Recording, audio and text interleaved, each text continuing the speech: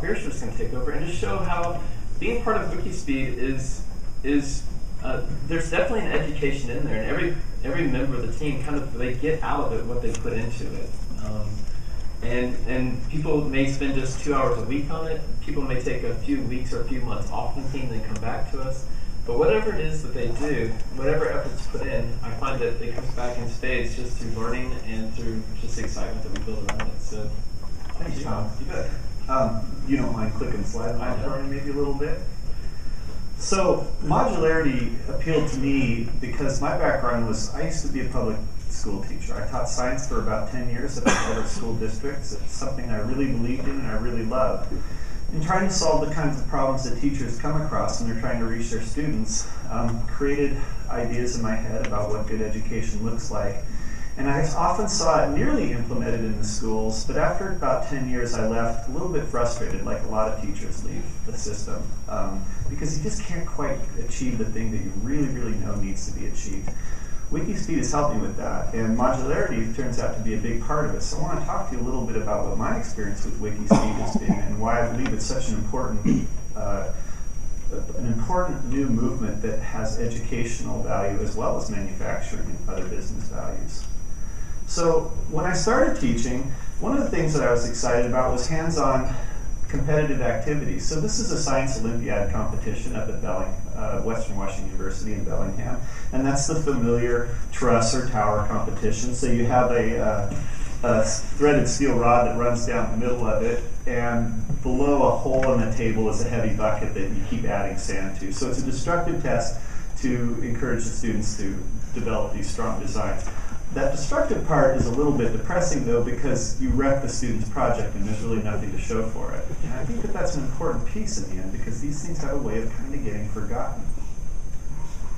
When I was a student myself in college, I got really excited about this project. This is the Washington State University, University of Idaho hybrid electric vehicle. And in the early 90s, we were making a practical hybrid electric car for competition put on by the big three automakers, Ford, Chevrolet, and Chrysler, out in Detroit. It ran for 3 years and produced some pretty amazing hardware. I was really proud of our car. I was really involved with this team for 2 years, and it's a proper series hybrid vehicle. Now, a series hybrid means that the gasoline-powered engine is optimized to be efficient at one particular operating speed, and at that speed it then spins a generator, which recharges the batteries and then goes to an electric drive. It really is the way to do a hybrid electric car. That's not the way that it's being done in industry right now. Most hybrids on the road right now are parallel hybrids, which means the engine's coupled one way or the other directly to the road. There might be a generator involved somewhere, but you still have to make an engine that is highly flexible and efficient and clean and powerful at all ranges throughout the RPM gauge. You've got to be efficient at all those ranges. That actually necessitates a lot of compromises that vastly complicates the design of the internal combustion engine. But this is more or less universal in transportation systems now, which is strange because there's nothing futuristic or space age going on in a vehicle like this. And this car could get 65 miles per gallon. It was fast, 7.5 seconds 0 to 60. It was completely confident, safe, and comfortable for 2 people. It was a 2-seater. So why do manufacturers take so long to adopt the series hybrid design, which is kind of obviously the way to go? I mean, any physicist would tell you, do it this way. But they don't. And that's kind of interesting. I think it says something about how the long cycle times that seem to be inherent in our manufacturing systems, especially when it comes to transportation, it just doesn't really seem necessary when we already know that there are better ways. And only now, just barely, are we actually starting to see series hybrids on the road. So we're really interested in changing that and making these cycles happen fast. Why should there be good ideas out there that aren't on the market right now? So early in my teaching career, I got really excited about this project with the students. These are PUD electrothon racers. They use 2 car batteries in each car to carry a student, high school age, around a track. The car that goes the farthest in an hour is the winner. It emphasizes efficiency and good design. It's a great project because the students have got their hands on it. They're solving a real problem. They're working together, they're collaborating, they're using new technology to develop new things. That car in the background there, which we call our number 5 car, eventually set a world record at the time. It went over 40 miles in 1 hour off the power of 2 car batteries on the racetrack down at Portland International Speedway. That's Evergreen Speedway in Monroe right there. Pretty good project. I really got excited about things like this, but you know what happened? Eventually the cars got so good that new teams couldn't hope to join and be competitive. The teams that had been doing it for only 2 or 3 years learned so much that their cars were just way faster, way more efficient than the new teams, and that's what happens in auto racing sometimes. If one team becomes dominant, then it's not competitive and interest soon wanes. So like a lot of these projects, like the Science Olympiad, the hybrid electric vehicle, it's kind of a dead ender a little bit. Yeah, the students learn some stuff, but the cars themselves languish in some closet somewhere, and it doesn't go anywhere any further. Here's another example of that here. The teachers involved in this tried to scale the project even closer to the students. So stepping back to the electric bikes, it seems like a little bit of a scale down, but it seemed to fit better the students. And we liked it because now you're really having the students solve a problem that is truly their own to own. Students mostly don't have driver's license, and cars aren't exactly the solution for them. But bikes, in particular electric bikes, those actually can be a solution for students. So now you're applying the students directly towards projects and problems that are relevant to them, which I think is a really great thing to pass along. These projects were a lot of fun, and they went well. But at the end, the students leave, and the bikes kind of rust and fall into pieces and everything. So it's a little bit dead-ended. And here's another one. This is a thermal photovoltaic vehicle at Western Washington University. I got involved in this one in the late 90s. It's enormously complex. It uses a really, really advanced, sophisticated power generation system that really would belong more on a spaceship than on a car. It would probably take me too long to describe it to you right now, but you can just tell by how long the word is that it must be really complicated. Great stuff and really advanced, really something to be proud of, but again, kind of a dead ender. Like, yeah, we got to work with the other students and we got to see what the other universities were doing and everything, but I guarantee that car's sitting outside at the paddock in the parking lot outside of the Vehicle Research Institute up at Western Washington University in Bellingham, and it's sitting right next to about 20 more cars just like it, dating all the way back to the 70s. Wonderful projects. It's one of the greatest programs around, but kind of a dead ender. Where does it go? So, disillusioned. I leave education, but I could never completely put this stuff behind me. I stayed involved with the Seattle Electric Vehicle Association, and through that involvement, I found myself teaching a little weekend class on electric bike construction down at South Seattle Community College. It was a lot of fun.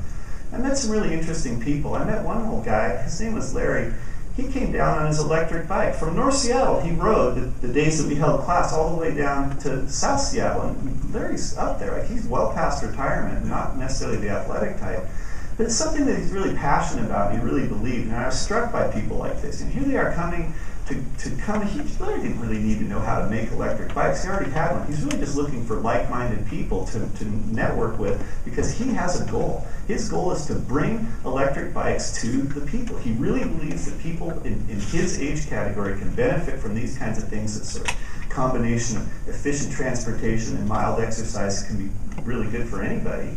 And so he's trying to network with other people. And I still run into Larry at green car shows, and at a few weeks ago at the Snohomish County Public Utilities District, they had a big symposium on the integration of electric cars. And guys like Larry and guys like that I meet at the Seattle Electric Vehicle Association and people like that I meet at WIKISPEED, they're all interested in creating a whole system that involves higher efficiency. So, next slide, please. So, when I came across WIKISPEED, because one of the other students in my class was Joe Justice, and he told me about his little project. And as he started to explain it, I recognized the same kind of thing that I've been involved with in the past. But here, for the first time, was something that didn't have a dead end. It looked like this is a complete system using the methodologies that he's explaining to me, which to me were completely new at the time. I could see how this could actually work. The whole point about modularity was really exciting to me because I've always been interested in engine design and development. But man, that's really specialized field. You don't even meet people who work in that field out here very often. Most of them live in other places like in Michigan. And they're part of gigantic teams, and just nothing I ever thought that I would be able to do. But with modular design, we can take advantage of any engine design or motor design that's out there. So I get excited when I see new, unusual developments in motor design, and I want to contact those people and say, look, why would you not want to develop at least one of your prototypes that will integrate into our module? It's a very simple thing to do. And now you've got a platform to test it in, potentially a whole new list of clients that you could sell it to, and a great chance for development. And when I reach them, they often agree. We've had several offers to build sophisticated electric drivetrains and some other exciting things, and we're working on those right now. It's a win-win. So I really like it. I think something like this could be a game changer in the same way that the Model T was a game changer. With the Model T, you had a car that was designed not to be super complicated. It wasn't the most sophisticated design that Ford had come up with at the time. But it had the basic features that people really needed. And he paid his factory workers better, not necessarily just because he loved them, but because he knew that if his factory workers made enough money to afford this less expensive car that was being developed, that now he's sort of socializing a technology that previously had been a little bit the realm of the more wealthy and privileged. So he socialized new technology and created something that really changed the world. That's what we're trying to do. So I started going to these WIKISPEED meetings and participating in the shop, learning the lean, agile, Scrum methodologies, and applying them any way I could. And what's the benefit to me? Well, it's like a self-guided educational tour. I choose the kinds of things that I'm interested in the project and where I put my time, just as all the other team members do too. But I benefit from the interactions that I have with the other people, many of whom I've never met face-to-face, or I've only interchanged phone calls, things like that. I benefit from all of that networking, and I feel like I'm part of something that really has momentum and will not be a dead-end project, that will have great results. So this is myself and a couple of other team members. We're at the Chamber of Commerce building in downtown Seattle, talking to important political people, looking for support and see how they could point us to programs that we could integrate with, educational and or manufacturing or integration into the existing systems. This is inside Roush Engineering in Livonia, Michigan. Now, Roush subcontracts for the big three automakers. They do a lot of the engine certification, the crash testing, airbag development for other car companies. And there we are with our car in Roush doing engine testing. And the next slide here shows our car strapped to a $1 million chassis dynamometer. This is for final certification to determine what kind of mileage we can get. And those are WIKISPEED members working right alongside the engineers from Roush. Now, a machine like that costs thousands of dollars an hour. There's 5 engineers just standing around looking at you. That's pretty expensive, but we got that for free. They're just excited about it. They gave us the time, and a lot of our stuff goes that way. This is the Future of Flight Museum at the end of Payne Field. Here, the finest aircraft in the world are delivered to their customers. So when the first 787 was delivered a few months ago, they poke it in $1 million glass garage door. The nose of the plane comes into the building, and some very important people come and look at these things. The museum itself is designed to inspire people to get involved and to see themselves as part of the problem-solving process. So they invited us to show in the museum. This is a temporary exhibit of one of our chassis, but a permanent exhibit is in the works and will be in there probably by Valentine's Day. Because in addition to the rich and powerful purchasers of airplanes, thousands of young people come into this museum every year on school field trips. And a project like this is really exciting to the regents of the museum who realize that an exhibit where the students can get in and sit in it and turn the wheel, get excited about it, and then at the end it says, hey, you too can get involved. And we do have high school students on our team. We've even had productive involvement by people younger than that. In fact, some of my favorite interactions are when we have a parent and their kid come in and work together. I think that's so important that there's more of that kind of stuff out there. And I love it when it happens, and it happens a lot with us. These are students at the Art Institute of Seattle. This is their industrial design club. this is a great example of the kind of person that can really benefit from the interaction with our network. These students are looking for reasons to design stuff, and they're looking for audiences to view what they design and stages upon which to show it. So we come to them with problems, and they iterate on their ideas, and look at those beautiful sketches they make. And then in the next slide, you can see they get really excited and share with us what I consider really first-rate intellectual collateral. These are great ideas from avid, energetic, creative people, and it's the age of information, so we seem to get it more or less for free. Now, other automakers might spend $100 million putting a new car on the market, and we have no debt at all, and we're getting close to having our first saleable car on the road. One of the other things I see is that just it's a chance for these students to also work on a project that's not a dead end, that actually has a life beyond this as well. Yeah, I think of Rob Moorbacher over there in Maryland designing car bodies and actually getting them built. That kind of thing didn't used to happen. There's me and Brian Ford. Brian lives out in Michigan. Word about Michigan, there's a place that really could use some help, and they get really excited when we go and talk to their Chamber of Commerce and some of their economic development people. And guys like Brian are psyched too, because he and all his friends, they got 10 W40 running right through their blood. They're talented, committed automotive people. But man, times are pretty tough over there. I was really struck and touched by not only the friendliness of Michigan people, but how kind of dire their situation is.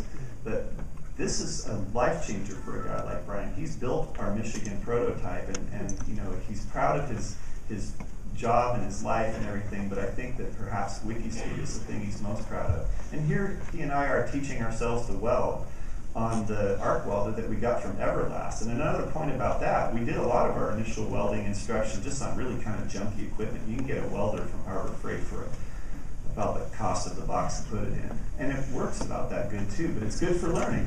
And after a while, and it's true about those YouTube videos, Kurt, who I know is out here in the audience somewhere, sent me a whole bunch of videos right off YouTube, and that moved us a long ways down the line. And because we're all working together, there's a lot of critique and back and forth, and we've pretty much got it now. Oh, and by the way, after Everlast, the company we bought the first welder from, found out what we're doing, they gave us another one. Just gave it to us. And that kind of thing's happened quite a bit, so now Brian's got a welder back in Michigan too. This is the Seattle Electric Vehicle Association, another group that we like to work with. These guys are boisterous. This is the largest and one of the oldest electric vehicle associations in the country. They meet about once a month, and they're a great group. You're looking at some of the more knowledgeable people about alternative vehicle systems, and a lot of these guys are really committed. Some of them are ex-prize contestants themselves. Several of them hold world records. A lot of them are very, very politically active in trying to help create the legislation and the climate for a better way.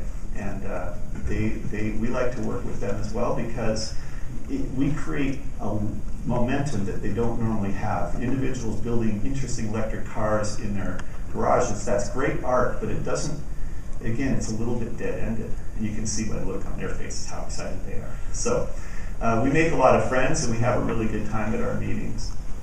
I was trying to figure out a good way to sum this up, and just yesterday I came across an email from a brand new team member. When people join, they're asked to just kind of introduce themselves to the team on the Gmail and tell us a little bit about what their interests are. And this guy said, I've been fortunate to run across some fine and knowledgeable people, each trying in their own way to find solutions to the big problems which we'll pass on to our children. And I thought, that's pretty heavy, because one thing for sure, we are passing on some really big problems. And that's something to think about. I think that creates a responsibility in us, because if we can come up with at least an idea for how to solve those problems, a set of solutions, and a culture that would support it, then we're giving them the keys, and we owe them those keys. Is there anything else? So if you want to get involved, or if you know anybody that you think would like to get involved, please do. You can check out our website or find us on Facebook, or you can just get in touch with us personally through the group email, and of course I'd be happy to pass out any of my own information to anybody who has any specific questions or wants to get immediately and directly involved. The question that I have for you is, why wouldn't you get involved in something like this? It's not just about cars. Cars is just kind of the sexy thing that we're talking about right now. WIKISPEED has interest in solving all kinds of problems using these methodologies. So the question is how might you get involved in something like this, or people that you know, and how might it benefit your life in the way that's benefited so many people already? And this time we'll take questions. Thank you, Tom and Rob, and Team WIKISPEED.